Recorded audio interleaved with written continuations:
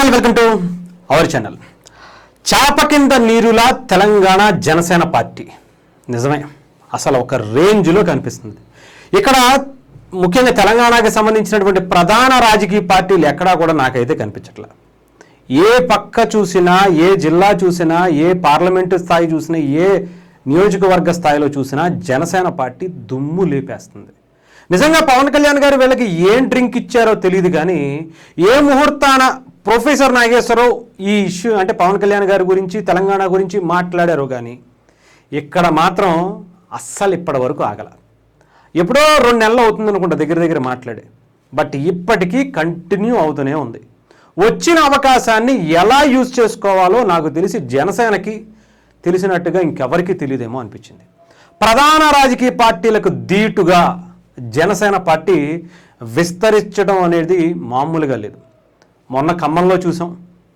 ఇప్పటికే జనసేన పార్టీ తరఫున మొట్టమొదటి తెలంగాణ ఎంపీ అభ్యర్థిగా ఆయన అనౌన్స్ చేసేసుకున్నటువంటి పరిస్థితి కూడా కనిపించింది. రామ్ తాళ్ళూరి గారు ఖమ్మం నుంచి నేను ఎంపీగా పోటీ చేస్తున్నాను అనేటువంటి ఒక సందేశాన్ని కూడా ఇచ్చేశారు.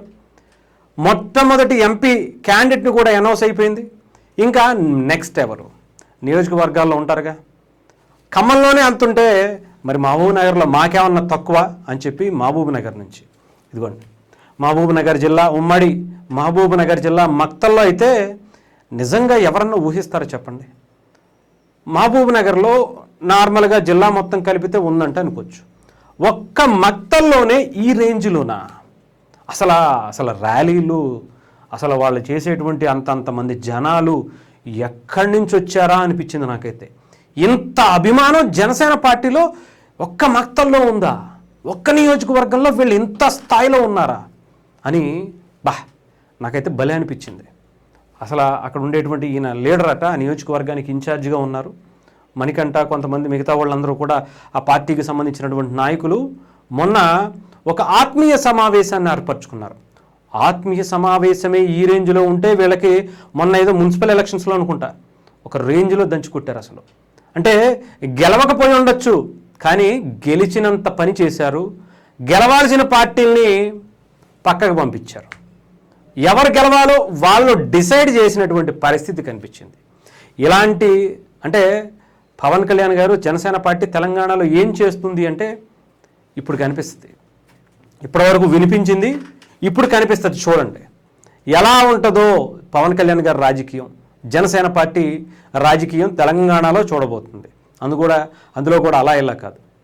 ఇప్పటికే చూసాంగా పవన్ కళ్యాణ్ గారి గురించి, ఆయన్ని తెలంగాణ వ్యతిరేకంగా చిత్రీకరించాలనేటువంటి ఈ కుట్రలు ఈ మధ్యలో ఈ రేంజ్లో వైపు వస్తుందంటే, ప్రజల నుంచి వస్తుందంటే పవన్ కళ్యాణ్ గారిని, జనసేన పార్టీని తెలంగాణ ప్రజలు ఏ రకంగా కోరుకుంటున్నారు అని చెప్పడానికి ఇలాంటివి ఒక చిన్న ఉదాహరణగానే చూడాలి.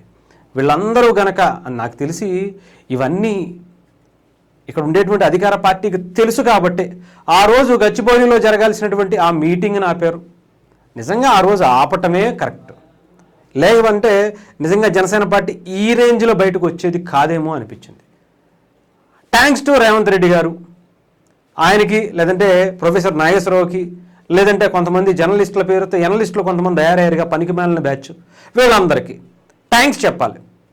తెలంగాణ ప్రజల ఆలోచన ఏంటి, తెలంగాణ ప్రజలు ఏమనుకుంటున్నారు పవన్ కళ్యాణ్ గారి గురించి, జనసేన గురించి అనేది ఈ జరిగిన సంఘటనల తర్వాతే తెలిసింది. మక్తల్లో అంతమంది జనసేన పార్టీ జెండాల పట్టుకు తిరుగుతుంటే మేమున్నామన్నా, మేము కూడా వస్తామన్నా, మీరు ఇంతమంది ఉన్నారా అని చెప్పి మిగతా నియోజకవర్గాల నుంచి కూడా పోటీ పడుతున్నారట. ఇప్పటివరకు ఆంధ్రప్రదేశ్లోనే చూసాం జనసేన పార్టీ మీటింగ్లు, లేదంటే అక్కడక్కడ నియోజకవర్గాల్లోనే మాత్రమే మనకు కనిపించింది. ఇప్పుడు తెలంగాణ పార్లమెంటు నియోజకవర్గాలకు సంబంధించి రోజు కూడా జాయినింగ్స్ జరుగుతున్నాయి. కొన్ని వందల మంది జనసేన పార్టీలో జాయిన్ అవడానికి ముందుకు వస్తున్నారు. ప్రధాన రాజకీయ పార్టీల నుంచి ఇప్పటికే చాలామంది పవన్ కళ్యాణ్ గారిని, జనసేన పార్టీ తెలంగాణ అధిష్టానానికి సంబంధించినటువంటి నాయకత్వాన్ని సంప్రదింపులు, చర్చలు జరుపుతున్నటువంటి పరిస్థితి కనిపిస్తుంది. మీరు ఎంత తక్కువగా జనసేన పార్టీని ఊహించుకుంటే అంతకు మించి రేంజు జనసేన పార్టీ తెలంగాణలో ఉండబోతుంది. దానికి నిదర్శనంగా ఇక్కడ చూడొచ్చు. తెలంగాణలో చాప కింద నీరులా Janasena party, mark my words, ఉప్పెనలాగా, సునామీలాగా తయారవబోతుంది జనసేన పార్టీ తెలంగాణలో.